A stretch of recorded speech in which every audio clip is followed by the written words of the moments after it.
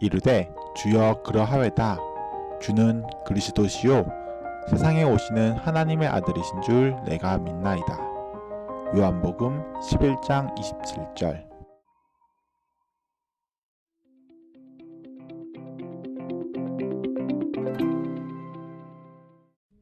예수 그리스도.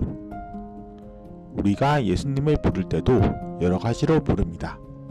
그 중 한 가지로 우리는 예수 그리스도라고 부릅니다. 이 그리스도라는 말은 기름 부음 받은 자라는 의미입니다.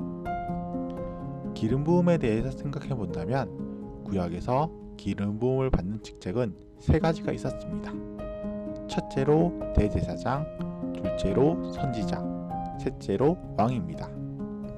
그리고 이 땅에 오신 예수님은 이 세 가지 직책을 행하셨습니다. 이를 그리스도의 삼중직이라고 말합니다. 대제사장이신 그리스도. 예수님은 대제사장이십니다. 그것도 영원한 대제사장입니다.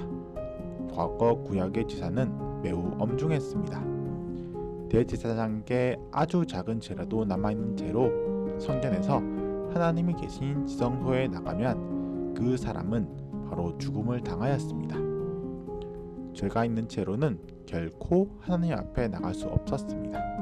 어느 정도냐면은 어두운 곳에 빛이 비추면 곧 어둠이 물러간 것 같이 결코 죄가 있는 채로는 하나님 앞에 나갈 수 없었고, 그 안에서는 죄의 정도라는 것은 의미가 없습니다. 죄가 있는가 없는가만 중요합니다. 그러한 죄를 사하기 위하여 주기적으로 동물을 죽여 피를 흘리는 제사를 지내왔습니다. 동물의 피 흘림을 바라보므로 우리의 죄의 엄중함이 얼마나 큰지 알 수 있었습니다. 구약의 제사는 지금에는 더 이상 이루어지지 않고 있습니다.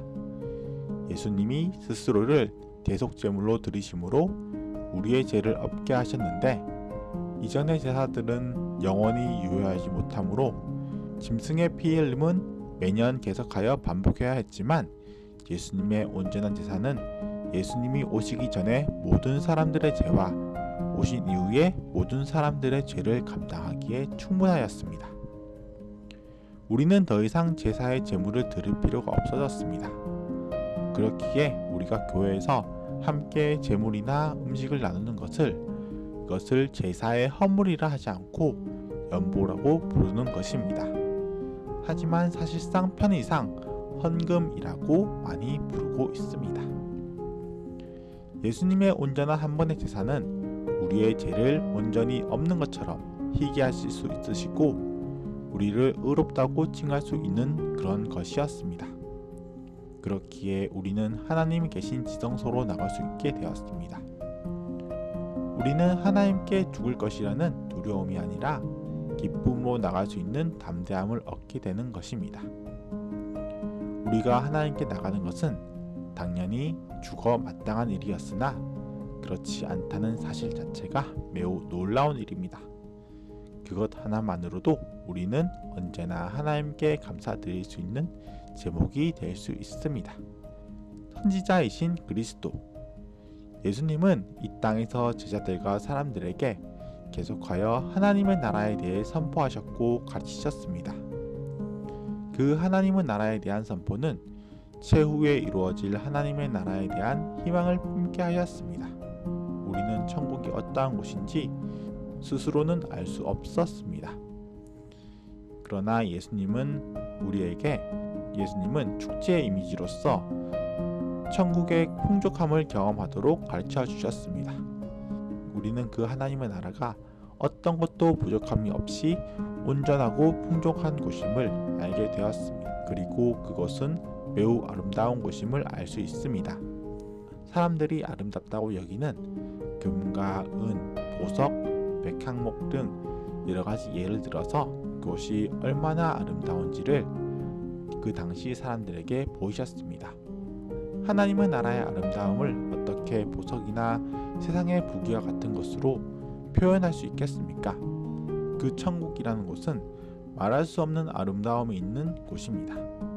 그러나 우리에게 보이시기 위하여 여러 가지 예시와 비유를 통해서 우리에게 하나님의 나라에 대해 선포하시고 그 나라를 소망하게 하셨습니다.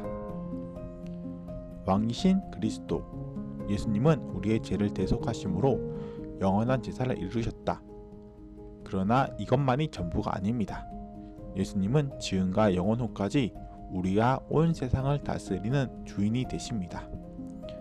하늘로 올라가시기 이전과 이후 앞으로도 영원히 세상의 주인이 되십니다. 왕이라는 것은 절대적인 권력과 권한이 있습니다. 그리고 그 왕의 명령을 거역하는 것은 그 나라에 속한 사람이라면 결코 할 수 없는 일입니다. 물론 하나님은 왕이시지만 이 세상의 왕과 같지는 않습니다. 하나님과 우리의 관계에 대해 잘 설명해 주는 것이 왕과 그 나라의 백성이라는 이미지이지만 하나님과 우리의 관계는 그와 비교할 수도 없을 만큼 더 크고 그러함에도 불구하고 하나님은 우리를 사랑하시는 분이십니다.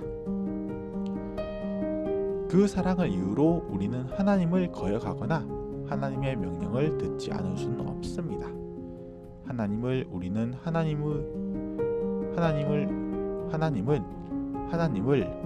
하나님으로 여기는 자세에서 어길 수 없습니다. 하나님은 은총을 주시는 분이시기도 하지만 벌을 주시는 분이시기도 하다는 것을 기억해야 합니다. 우리는 예수님이 우리의 왕 되신 것이라는 것에 대해서 우리를 사랑하시니 우리가 예수님의 말씀에 대해 적당히 따라도 되겠지라고 생각해서는 안 됩니다. 우리는 하나님에 대해 경외할 줄 알아야 합니다.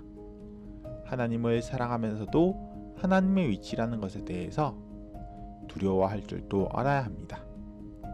하나님은 사랑이 있으시면서 동시에 공의 또한 있으신 분이심을 잊으면 안 됩니다. 요약: 예수님의 대제사장 되심으로 우리의 죄를 영원히 대속받았다. 예수님의 선지자 되심으로 우리는 하나님의 나라를 소망한다. 예수님의 왕 되심으로 우리는 하나님이 주인 되신 삶 안에서 살아간다.